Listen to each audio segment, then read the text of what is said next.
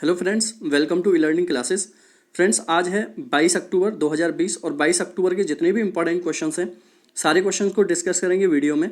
इसकी आपको PDF Telegram से मिलेगी। टेलीग्राम का लिंक मैं वीडियो के डिस्क्रिप्शन बॉक्स में डाल देता हूँ, वहाँ से जाकर आप टेलीग्राम से लिंक हो जाएं। चैनल जरूर सब्सक्राइब कर लें जिससे कि सारी वीडियोज़ आपको मिलती रहें। रात को भी मैंने आपको बायोलॉजी की एक सेल स्ट्रक्चर की वीडियो अपलोड की है, सारे स्टूडेंट उस वीडियो को भी देख लें। तो बायोलॉजी हो चाहे जीएस का कोई भी टॉपिक हो, सारी वीडियोस मैं आपके लिए टाइम से दे रहा हूँ। चलो शुरुआत करते हैं आज के पहले क्वेश्चन से। क्वेश्चन नंबर पहला है, 21 अक्टूबर को विश्व भर में कौन सा दिवस मनाया जाता है। क्वेश्चन नंबर पहला काफ़ी इंपॉर्टेंट रहेगा। 21 अक्टूबर को पूरे विश्व के अंदर मनाया जाता है विश्व नमक अल्पता दिवस, या यहाँ पर आप आयोडीन भी बोल सकते हो। वर्ल्ड आयोडीन अल्पता दिवस के रूप में मनाया जाता है 21 अक्टूबर को। ये काफ़ी इंपॉर्टेंट रहेगा 21 अक्टूबर वाला। अब देखोगे यहाँ पर अगर आयोडीन की बात की जाए तो आयोडीन की कमी से काफ़ी सारे लोग हो जाते हैं, जैसे थायराइड वाला हो जाता है, घेंगा रोग हो जाता है, जिसे ग्लेटर रोग बोलते हैं। ठीक है, मानसिक प्रॉब्लम भी इससे आयोडीन की कमी से हो जाती है। और यहाँ तक भी एक आंकड़ा ये कहता है कि भारत के अंदर 6 करोड़ लोग आयोडीन की कमी के कारण ग्रसित रोगों से पीड़ित हैं। तो आयोडीन की कमी के कारण 6 करोड़ लोग रोगों से घिरे हुए हैं। ये काफ़ी इंपॉर्टेंट है, यहाँ पर याद रखोगे। अब हमारे लिए क्वेश्चन आ जाता है कि प्रतिदिन हमारे लिए आयोडीन की कितनी मात्रा ज़रूरी है खाने में। तो प्रतिदिन हमारे खाने में 150 माइक्रोग्राम, कितना 150 माइक्रोग्राम आयोडीन हमारे खाने में या प्रतिदिन हमें खाना चाहिए, लेना चाहिए किसी ना किसी रूप में। तो ये काफ़ी इंपॉर्टेंट है क्वेश्चन, याद रखोगे इस क्वेश्चन का आंसर। आगे आते हैं, इसी में देखोगे जैसे लिखा हुआ है 21 अक्टूबर विश्व आयोडीन अल्पता विकार निवारण दिवस। तो काफ़ी इंपॉर्टेंट है, इसको याद रखोगे कि इसको हम किस तरीके से इसका निवारण कर सकते हैं। क्वेश्चन नंबर 2 है, हाल ही में 3 नए कृषि को निष्प्रभावी करने के लिए किस विधानसभा ने बिल पास किए हैं। तो देखो ये 3 नए कृषि बिल, यहाँ पर एक्चुअल में बिल लगा सकते हो, बाद में लग गया है। कृषि बिल को निष्प्रभावी करने के लिए किस विधानसभा ने बिल को पास किया है। तो काफ़ी इंपॉर्टेंट है। इस एग्रीकल्चर बिलों को लेकर काफ़ी हंगामा हुआ था पंजाब के अंदर, हरियाणा के अंदर लोगों ने सड़क जाम किए, लोगों ने चक्का जाम लगाया, रेल की पटरियों को जाम किया, काफ़ी प्रदर्शन हुआ था। और अब यहाँ पर देखोगे इस बिल को निष्प्रभावी करने के लिए एक बिल पास किया गया है। वो कौन सी राज्य की विधानसभा में हुआ है, आंसर होगा इसका बी, पंजाब राज्य की विधानसभा ने ये बिल निष्प्रभावी हो जाए, प्रभाव में ना आए पंजाब के अंदर, इसके लिए एक विधानसभा में बिल पास किया है। तो काफ़ी इंपॉर्टेंट है। और ये भी बोला गया है कि जो भी किसान अपनी फसल को एमएसपी पर नहीं बेचेगा उसे 3 साल तक की सज़ा हो सकती है। तो काफ़ी इंपॉर्टेंट है, इसको याद रखना है। पंजाब के जो सीएम हैं उनका नाम है कैप्टन अमरिंदर सिंह। क्या नाम है? कैप्टन अमरिंदर सिंह। तो ये काफ़ी इंपॉर्टेंट रहेगा। इसके अलावा आपको याद रखना है गवर्नर का नाम, जिनका नाम है बीपी सिंह बडनोरे। क्या नाम है? बीपी सिंह बडनोरे यहाँ के गवर्नर का नाम है। पंजाब की कैपिटल है चंडीगढ़। जैसे कि इसमें लिखा हुआ है, पंजाब असेंबली सेशन पंजाब ने कृषि कानून के खिलाफ प्रस्ताव पास कर राज्यपाल को सौंपा। एमएसपी पर फसल ना खरीदी तो 3 साल की होगी जेल। जो भी व्यापारी हैं, जो भी खरीदने वाले हैं, अगर उन्होंने एमएसपी पर नहीं खरीदी तो 3 साल तक की उनको जेल हो सकती है। ठीक है, आगे आते हैं। क्वेश्चन नंबर देखोगे 3 है, हाल ही में केंद्रीय मंत्री नितिन गडकरी ने किस राज्य में भारत के पहले मल्टी मॉडल लॉजिस्टिक पार्क की आधारशिला लिखी है। तो ये काफ़ी इंपॉर्टेंट है। जो केंद्रीय मंत्री हैं हमारे नितिन गडकरी हैं, ये हमारे जहाजरानी सड़क मंत्रालय के भी मंत्री हैं, और इन्होंने भारत के पहले मल्टी मॉडल लॉजिस्टिक पार्क की आधारशिला कहाँ पर रखी है। तो क्वेश्चन नंबर 3 का आंसर होगा दोस्तों, क्वेश्चन नंबर 3। इसमें देखोगे मिसिंग है ऑप्शन, गलती हो गई है इसमें। तो यहाँ पर मैं ऑप्शन अलग से बता देता हूँ, इसका आंसर है असम। आंसर क्या है इसका? असम। इसमें ऑप्शन में गड़बड़ हो गई है, यहाँ पर एक ऑप्शन आप असम ले सकते हो। तो इसका क्वेश्चन नंबर 3 का आंसर क्या है? असम है। ये याद रखना है इस क्वेश्चन के अंदर। देखो इस योजना के तहत 25 मल्टी मॉडल लॉजिस्टिक पार्क बनाए जाएंगे। पहले चरण में इसमें जो खर्चा होने वाला है वो 6094 करोड़ रुपए का खर्चा होने वाला है। कितना होगा? पहले चरण में 6094 करोड़ रुपए खर्च होंगे। और इसको 2023 तक कंप्लीट कर लिया जाएगा। असम के अंदर ये बनेगा दोस्तों। तो असम में इसका उद्घाटन हुआ, आधारशिला रखी है। तो असम की राजधानी क्या है? दिसपुर है। असम के सीएम कौन है? सर्बानंद सोनोवाल है। और जगदीश मुखी कौन है यहाँ पर? गवर्नर है। तो इतनी बात याद रखोगे। जैसे इसमें लिखा हुआ है, नितिन गडकरी ने असम में रखी देश की पहली मल्टी मॉडल लॉजिस्टिक पार्क की आधारशिला। तो काफी इंपॉर्टेंट हो जाता है क्वेश्चन, इसके आंसर को आपको याद रखना है। देखो इस तरीके का कुछ ये है मल्टी मॉडल लॉजिस्टिक पार्क, और ये कौन है? नितिन गडकरी है। क्वेश्चन नंबर 4 है, हाल ही में राज्य मंत्री मनसुख मांडविया ने समुद्र यातायात सेवा और किसके लिए स्वदेशी सॉफ्टवेयर समाधान के विकास की शुरुआत की है? क्वेश्चन नंबर 4 देखोगे, जो राज्य मंत्री हैं मनसुख मांडविया, उन्होंने एक तो समुद्र यातायात सेवा और कौन सा इसमें? पोत निगरानी व्यवस्था।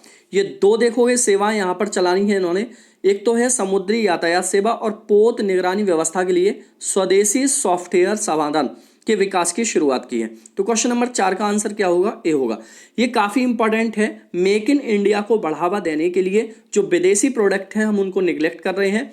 कोशिश की जा रही है कि स्वदेशी ही सारी चीज बनाई जाए, और इसी स्वदेशी में एक ये नई चीज जोड़ी गई है कि यहाँ पर समुद्री यातायात सेवा और पोत निगरानी व्यवस्था को भी स्वदेशी सॉफ्टवेयर के माध्यम से चलाया जाए। तो काफी इंपॉर्टेंट रहेगा क्वेश्चन नंबर 4 का आंसर। देखोगे जैसे लिखा हुआ है, श्री मनसुख मांडविया ने बीटीएस और बीटीएमएस के लिए स्वदेशी सॉफ्टवेयर समाधान के विकास का शुभारंभ किया। मतलब ये दोनों इनकी शॉर्ट फॉर्म है। तो याद रखोगे इस क्वेश्चन का आंसर भी काफी इंपॉर्टेंट है। क्वेश्चन नंबर 5, हाल ही में राजकिरण रॉय किस बैंक का चेयरमैन नियुक्त किया गया है? तो देखोगे राजकिरण रॉय को किस बैंक का चेयरमैन बनाया गया है? आंसर होगा इसका यूनियन बैंक ऑफ इंडिया। किसका बनाया गया है? यूनियन बैंक ऑफ इंडिया का इनको चेयरमैन बनाया गया है। तो ये काफी इंपॉर्टेंट है। जैसे लिखा हुआ है इसमें, यूनियन बैंक ऑफ इंडिया के प्रबंधक निदेशक सीईओ राजकिरण रॉय आईबीए के नए चेयरमैन।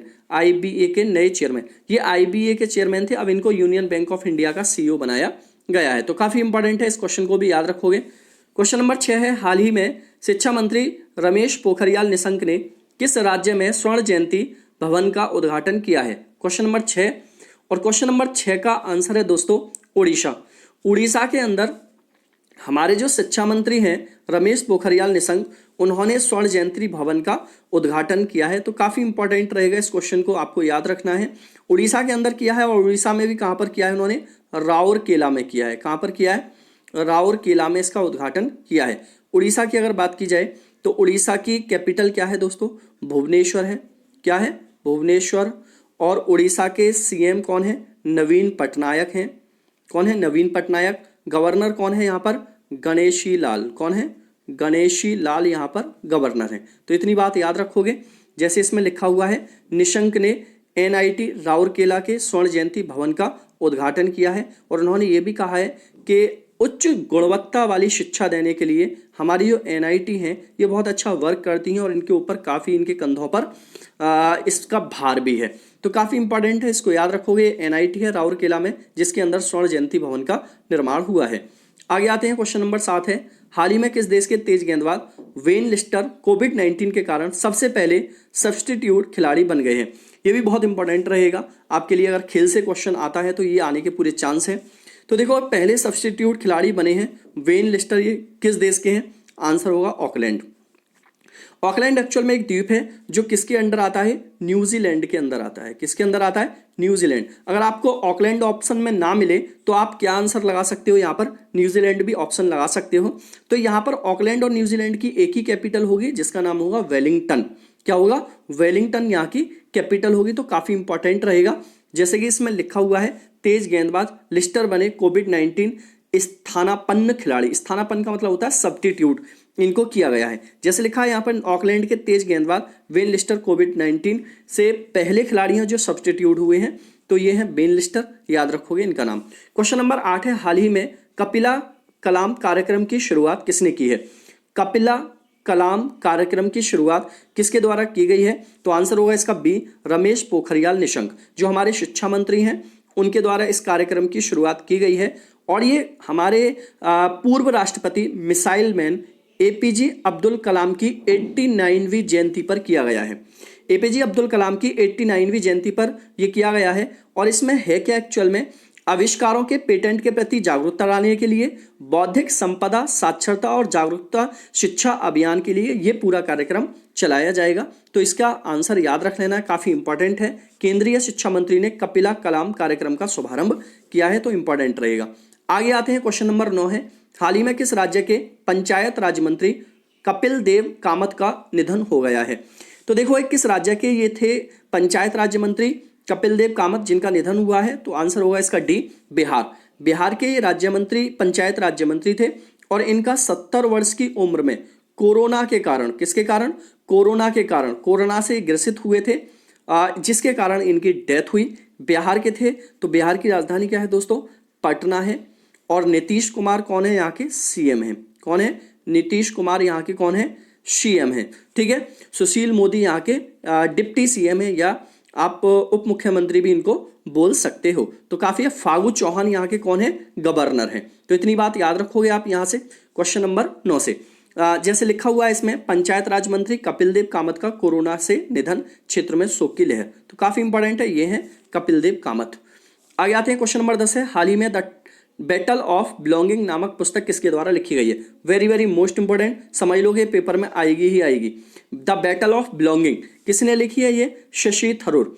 काफी इंपॉर्टेंट, शशि थरूर के द्वारा ये पुस्तक लिखी गई है। शशि थरूर ने और भी काफी सारी पुस्तक लिखी हैं और इनकी कोई ना कोई पुस्तक हमेशा पेपर में पूछी जाती रही है, इसलिए इसका आंसर जरूर याद रखोगे। क्वेश्चन नंबर 10 का लिखा हुआ है जैसे इसमें, शशि थरूर द्वारा लिखित द बैटल ऑफ बिलोंगिंग नामक पुस्तक का विमोचन किया गया है। ये शशि थरूर है, जो काफी इंपॉर्टेंट है, पेपर में काफी बार आता है, राजनेता भी हैं। क्वेश्चन नंबर 11 है, हाल ही में संघाई सहयोग संगठन के सदस्य की वर्चुअल बैठक की मेजबानी किसने की है? तो देखो ये क्वेश्चन नंबर 11 है और संघाई सहयोग संगठन की वर्चुअल बैठक हुई है और इसकी मेजबानी किसने की है? भारत ने की है। और भारत में इसका जो प्रतिनिधित्व किया है इस बैठक का, वो किसके द्वारा किया है? हमारे आईटी मंत्री हैं जिनका नाम है रविशंकर प्रसाद। तो रविशंकर प्रसाद के द्वारा इसका प्रतिनिधित्व किया गया है संघाई सहयोग संगठन का। तो ये काफी इंपॉर्टेंट रहेगा, संघाई सहयोग संगठन में इसको याद रखना है। क्वेश्चन नंबर 11 और इसका आंसर क्या है? सी है, जैसे कि यहाँ पर लिखा हुआ है, भारत ने संघाई सहयोग संगठन के न्याय मंत्रियों के आभासी शिखर सम्मेलन की मेजबानी की है। तो ये काफी इंपॉर्टेंट है। तो यहाँ पर भारत ने मेजबानी की है, जिसमें कौन है? रविशंकर प्रसाद इसमें भाग लिए हैं। ठीक है, भारत की ओर से। आगे आते हैं, क्वेश्चन नंबर 12 है, हाल ही में किस बैंक ने अपने ग्राहकों के लिए व्हाट्सएप बैंकिंग सेवाएं शुरू की हैं? ये भी काफी इंपॉर्टेंट रहेगा। तो देखो किस बैंक ने व्हाट्सएप बैंकिंग सेवाएं शुरू की हैं अपने ग्राहकों के लिए? आंसर होगा इसका आईडीबीआई बैंक ने। किसने की है? आईडीबीआई बैंक ने सेवाएं शुरू की हैं। देखो आईडीबीआई ने की है, तो आईडीबीआई की फुल फॉर्म क्या है? Industrial development bank for India. Industrial development bank for India, इसकी स्थापना 1964 को हुई थी। इसका हेडक्वार्टर कहाँ पर है? मुंबई में है। और इसके इस टाइम पर जो सीईओ हैं, चीफ एग्जीक्यूटिव ऑफिसर, उनका नाम क्या है? राकेश शर्मा। कौन है? राकेश शर्मा इसके सीईओ हैं। तो ये काफी इंपॉर्टेंट रहेगा, इसके बारे में याद रखना है। जैसे कि लिखा हुआ है इसमें, आईडीबीआई बैंक ने शुरू की व्हाट्सएप बैंकिंग। अब घर बैठे ही मोबाइल पर मिलेगी बैलेंस और मिनी स्टेटमेंट देखने सहित सभी सुविधाएं। तो वो एक्चुअल में होगा क्या? जो आपका व्हाट्सएप नंबर है वो आपको बैंक को देना है और जो बैंक का नंबर है वो आपको अपने व्हाट्सएप में सेव करना है। जैसे होता है ना, हम एक दूसरे के नंबर व्हाट्सएप में सेव कर लेते हैं, तो इसके थ्रू जो भी इंफॉर्मेशन होगी आपके बैंक से रिलेटेड, वो आईडीबीआई आपके व्हाट्सएप पर शेयर कर देगा। तो काफी इंपॉर्टेंट है, याद रखो इस क्वेश्चन का आंसर। आगे आते हैं, क्वेश्चन नंबर 13 है, हाल ही में संगीत समारोह जश्न ए हरूद का उद्घाटन कहाँ हुआ है? क्वेश्चन नंबर 13, जश्न ए हरूद का उद्घाटन कहाँ पर किया गया है? ऑप्शन है इसका बी, जम्मू एंड कश्मीर में किया गया है। क्या है? ये है एक संगीत समारोह, यहाँ का ये लोक नृत्य है, ठीक है, फोक डांस इसको हम बोल सकते हैं। तो इसका ही उद्घाटन हुआ है जम्मू कश्मीर में। और इसका उद्घाटन देखोगे किसके द्वारा किया गया है? ये एडवाइजर हैं वसीर खान। वसीर खान के द्वारा इनॉग्रेट किया गया है जश्न ए हरूद। तो ये है वसीर खान। जम्मू कश्मीर में हुआ है, तो जम्मू कश्मीर के इस टाइम पर उपराज्यपाल कौन है? मनोज सिन्हा। कौन है? मनोज सिन्हा है। तो काफी इंपॉर्टेंट रहेगा। क्वेश्चन नंबर 14 है, हाल ही में जारी ग्लोबल हंगर इंडेक्स 2020 में भारत कौन से स्थान पर रहा है? वेरी वेरी मोस्ट इंपॉर्टेंट, ये किसी ना किसी पेपर में जरूर आएगा क्वेश्चन। तो ग्लोबल हंगर इंडेक्स 2020 में भारत की रैंकिंग रही है 94। ये जो रैंकिंग आई है भारत की, वो 107 देशों में से आई है। 107 देशों में ग्लोबल हंगर इंडेक्स किया गया, जिसमें भारत कितने नंबर पे आया है? 94 पे। जबकि पिछली साल 2019 में 117 देशों के ये ग्लोबल हंगर इंडेक्स किया गया था, जिसमें भारत की रैंकिंग कितनी आई थी? 2। मतलब रैंकिंग जितनी ज्यादा होगी स्थिति उतनी ही ज्यादा खराब होगी, रैंकिंग जितनी कम होगी स्थिति उतनी ही ज्यादा अच्छी होगी। तो पहले नंबर पे इसमें कौन रहा है? बेलारूस। कौन रहा है? बेलारूस इसमें पहले नंबर पे रहा है। तो मतलब यहाँ की स्थिति अच्छी है कि यहाँ पर भूखे लोगों की संख्या बहुत ना के बराबर है, जबकि भारत में भूखे लोगों की संख्या बहुत ज्यादा है। ग्लोबल हंगर इंडेक्स का यही मतलब यहाँ पर होता है। जैसे कि यहाँ पर लिखा हुआ है दोस्तों, global hunger index 2020, global hunger index के 107 देशों में 94वें स्थान पर भारत, पाकिस्तान नेपाल से भी पिछड़ा भारत। ठीक है, तो ये काफी इंपॉर्टेंट है कि इन पड़ोसी देशों से भी पीछे भारत रह चुका है इस मैटर में। आगे आते हैं, क्वेश्चन नंबर 15 है, हाल ही में किस राज्य ने पुलिस भर्ती में 20% सीटें महिलाओं के लिए आरक्षित की हैं? Very very most important, UP के एग्जाम के लिए और वैसे भी। तो देखोगे अभी 20% सीटें महिलाओं के लिए आरक्षित की हैं, किसमें? पुलिस भर्ती में। उत्तर प्रदेश की सरकार ने की है, ऑप्शन नंबर सी है। उत्तर प्रदेश की बात करें तो उत्तर प्रदेश के सीएम योगी आदित्यनाथ हैं, आनंदीबेन पटेल यहाँ की गवर्नर हैं, राजधानी लखनऊ है, हाईकोर्ट इलाहाबाद में है। इतनी बात यहाँ से याद रखोगे आप। जैसे लिखा हुआ है इसमें, यूपी पुलिस में 20% महिलाओं की भर्ती होगी, मुख्यमंत्री योगी आदित्यनाथ ने कहा है। ठीक है, तो याद रखो इस क्वेश्चन को। दोस्तों आज का टुडे क्वेश्चन है, जिसका आंसर आपको कमेंट बॉक्स में देना है। हाल ही में भारत निर्वाचन आयोग ने किसे विशेष पुलिस पर्यवेक्षक नियुक्त किया है? कल ही मैंने इसको कराया था। इसका आंसर आपको कमेंट बॉक्स में देना और वीडियो को शेयर भी करना है। फटाफट कमेंट कीजिए, फटाफट से, जल्दी जल्दी। Tata, bye bye.